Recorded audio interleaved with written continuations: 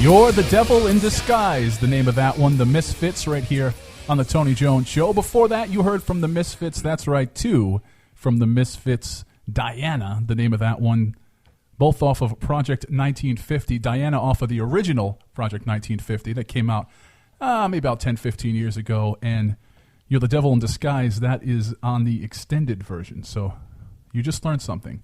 There are two Project 1950s. It's a first on this show. That's right. You just learned something right here on the Tony Jones Show. George Garner is my co-host. Filmmaker Bryan Casey in studio. He's brought a bevy of his fine actors with him tonight. They are all involved in his newest project this time each year.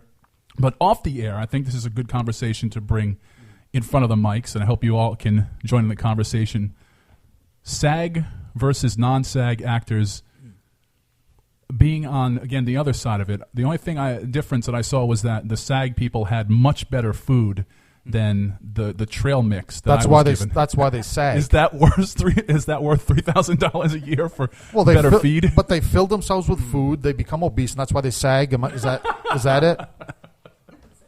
Like I said, my objection to this whole SAG thing is SAG. I mean, I would never. I mean, I'm getting to the age now where my face is starting to show a little wear and tear. I would never join an organization called SAG to help it along. I just wouldn't do it. I would say one thing. I mean, SAG does spend a ton of money for 2 seconds in a film. I mean, I've seen them throw $45,000 in a movie, and they've used 2 seconds of it in the entire movie. It's like they just have so much money, they just throw it away. So on the non-SAG part of things, I was involved with Underdog years back when they came through town, and I played a thug, for obvious reasons. And we just filmed all day, smashing up this place, take after take. I was busting up things all day. I was in heaven, smashing the sugar glass, throwing people into things. It was a full day filming with SAG and both SAG and non-SAG actors. None of it made into the film. So, now, as a non-filmmaker here, let me understand. So, SAG, they pay to be in. In other words, where's all this? You said 2 minutes of film, and they pay a fortune. How does that work? Maybe it sounds something I wanted. Actually, it sounds stupid. It just doesn't seem like it's well thought out. You know, it's like not thought out at all. I mean, right. Movie Denzel Washington that came out a year ago. I can't remember what it was called, but I was supposed Equalizer. Yeah, I was supposed to be in one of the scenes where they filmed all day at a beach. I saw maybe 200, 300 people there, and they put me on a Ferris wheel, which is kind of cool. When the movie came out, they used 4 seconds of that entire thing tops of him just like looking at his mirror. And like, what? And Brian, I'm sure you're not at the luxury of spending thousands and thousands of dollars on a Ferris wheel scene. No, not yet. No. Yeah, maybe that doesn't address so much SAG's extravagance as maybe just filmmaking and extravagance in general. Yeah, filmmaking can get very expensive if you don't have people who there's bartering involved. There's people giving their time. People who are passionate about their film project they're on. That's really what starts it off. And like I said, money is very difficult to come across because if you ask investors to give money, they immediately want to know when am I getting my money back? What am I going to get? Right. What's my return? And if you don't have a good solid answer for that, they're like, "Wow, have a nice day. Have a nice day." Screw. So, why not just lie to them? Why not just? I mean, it works on Wall Street. It works in music. I mean, yeah. Listen, it works. It works everywhere else. Just tell listen, I need $40,000 for this to kick off this and new it's going to be production. huge. It's going to be huge. Go ahead, Tony. Yeah, it's going to be huge. He's good with the superlatives. And when will I get my money back? Oh, well, you will get it back January 4th, 2017 at 3:00 in the afternoon. Then because then they want a contract holding you to that.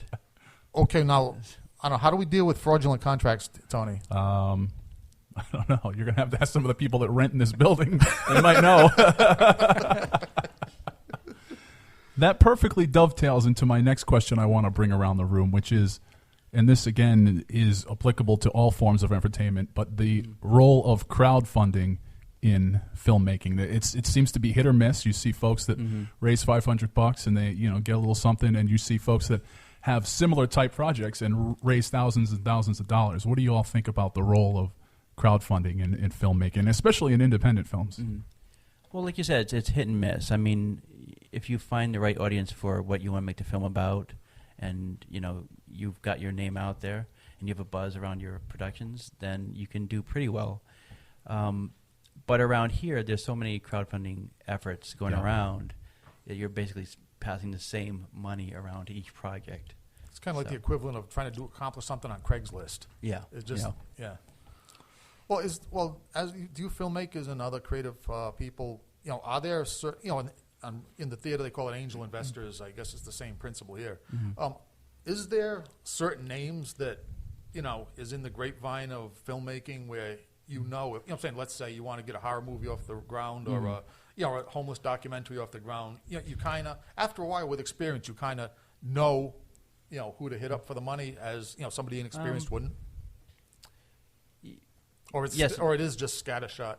Well, I think getting into money is more when you get to feature films, and so I myself am just learning the producing end. This is our first feature film this time of year. With the next, to answer that question, I would say we're looking at some name actors for the next one, because if we can interest a name actor into the film, then it's a lot easier to go to investors. To get the backers, right. You can say, well, so and so is in our film.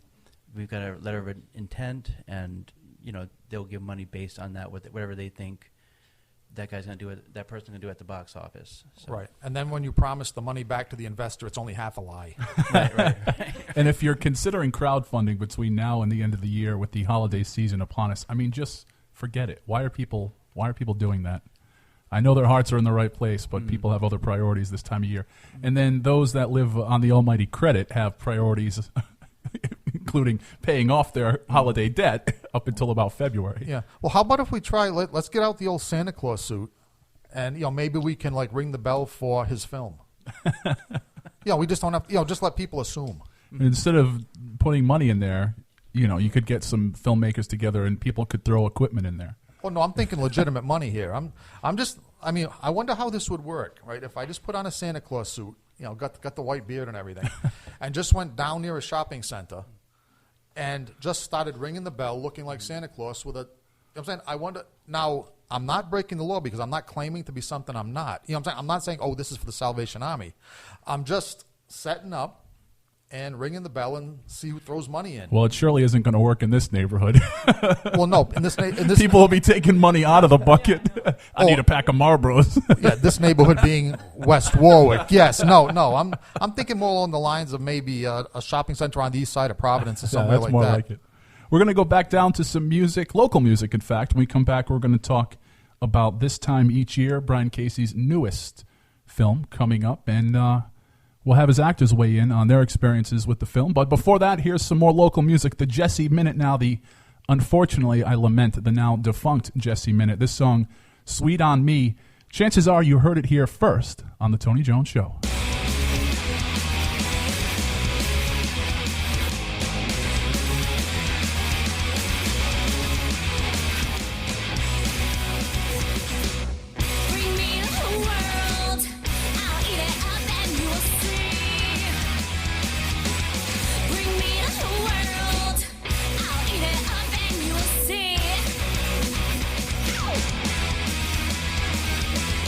Bring me the world, sweet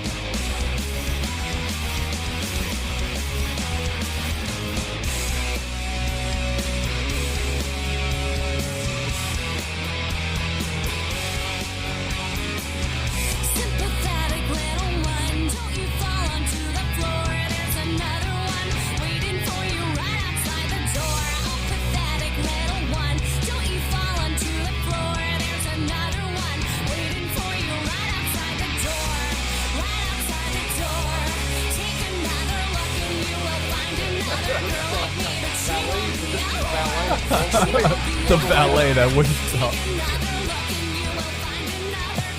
Sweet on Me, the name of that one. It's the Jesse Minute right here on the Tony Jones Show, online at TonyJones.org. It's Facebook.com/Tony Jones Show, on Twitter at Tony Jones in RI. Of course, thank you for tuning in with me and hanging out. If you can believe it, not too much time left in the program, so I want to get into, I have Bryan Casey in studio, local filmmaker, and his newest project is This Time Each Year. Let's talk about it. Let's give the synopsis to anybody that may be hearing about the project for the first time. What is This Time Each Year? This time each year is about two